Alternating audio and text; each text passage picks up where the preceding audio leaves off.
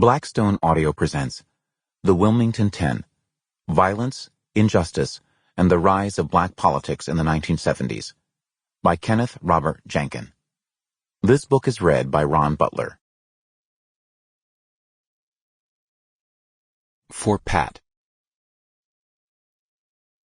Introduction. Wilmington and the 1898 Mentality. The case of the Wilmington Ten amounts to one of the most egregious instances of injustice and political repression from the post-World War II Black freedom struggle. It took legions of people working over the course of the 1970s to right the wrong. Like the political killings of George Jackson and Fred Hampton, the legal frame-up of Angela Davis, and the suppression of the Attica Prison Rebellion, the Wilmington Ten was a high-profile attempt by federal and North Carolina authorities to stanch the increasingly radical African-American freedom movement.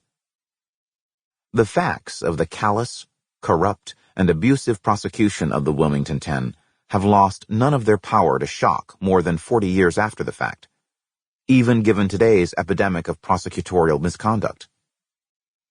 Less understood, but just as important, the efforts to free the Wilmington Ten helped define an important moment in African American politics, in which an increasingly variegated movement coordinated its efforts under the leadership of a vital radical left.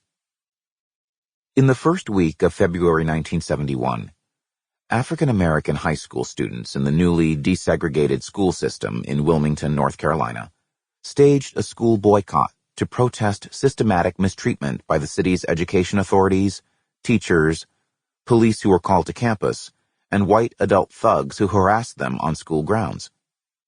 The students issued a list of demands and established a boycott headquarters at a church in town.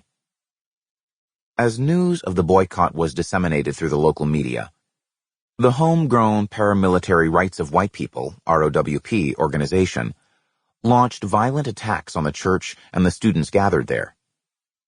Enduring drive-by shootings and receiving no police protection, the boycotters and their supporters fought back, establishing an armed guard around the church's perimeter. Some supporters, to this day unknown, burned a number of nearby white-owned businesses, including a mom-and-pop store called Mike's Grocery, close to the church.